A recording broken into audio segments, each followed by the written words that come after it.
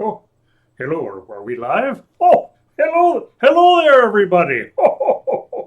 Santa here. I just would like to tell you a story that I love to tell all of the good children all over the world every Christmas. And it was written a very, very long time ago by a gentleman by the name of Clement C. Moore. Oh, he was such a good writer, and I just love to tell this story. It was called "'Twas the Night Before Christmas." 'Twas the night before Christmas, and all through the house not a creature was stirring, not even a mouse. The stockings, they were hung by the chimney with care, you see them? In hopes that St. Nicholas soon would be there. The children were nestled all snug in their beds, while visions of sugar plums danced in their heads. And Mom in her kerchief and I in my cap had just settled our brains for a long winter's nap. When out on the lawn there arose such a clatter, I sprang from my bed to see what was the matter. Away to the window I flew like a flash, tore open the shutters and threw up the sash.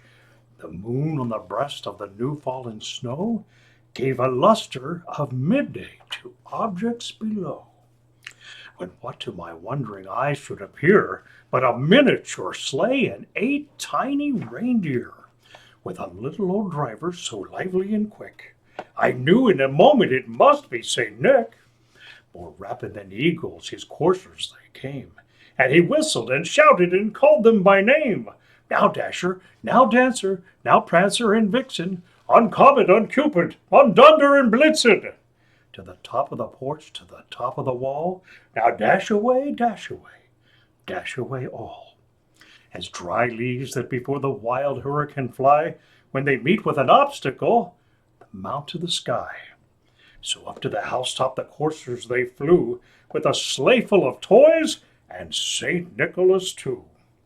And then in a twinkling I heard on the roof the prancing and pawing of each little hoof. As I drew in my head and was turning around, down the chimney St. Nicholas came with a bound. He was dressed all in fur from his head to his foot, and his clothes were all tarnished with ashes and soot. A bundle of toys he had flung on his back, and he looked like a peddler just opening his pack. His eyes, how they twinkled, his dimples, how merry. His cheeks were like roses, his nose like a cherry. His droll little mouth was drawn up like a bow, and the beard on his chin, well, it was whiter than snow.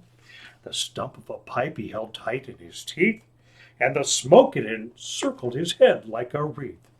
He had a broad face and a little round belly that shook when he laughed like a bowl full of jelly. He was chubby and plump, a right jolly old elf, and I laughed when I saw him in spite of myself. A wink of his eye and a twist of his head soon gave me to know I had nothing to dread. He spoke not a word, but went straight to his work, and he filled all the stockings and then turned with a jerk. And laying his finger aside of his nose, and giving a nod, up the chimney he rose. He sprang to his sleigh, to his team gave a whistle, and away they all flew like the down of a thistle. But I heard him exclaim ere he drove out of sight, "Happy Christmas to all, and to all a good night! Ho, ho, ho, ho, ho, ho. Merry Christmas, everyone! Merry Christmas! Ho, ho,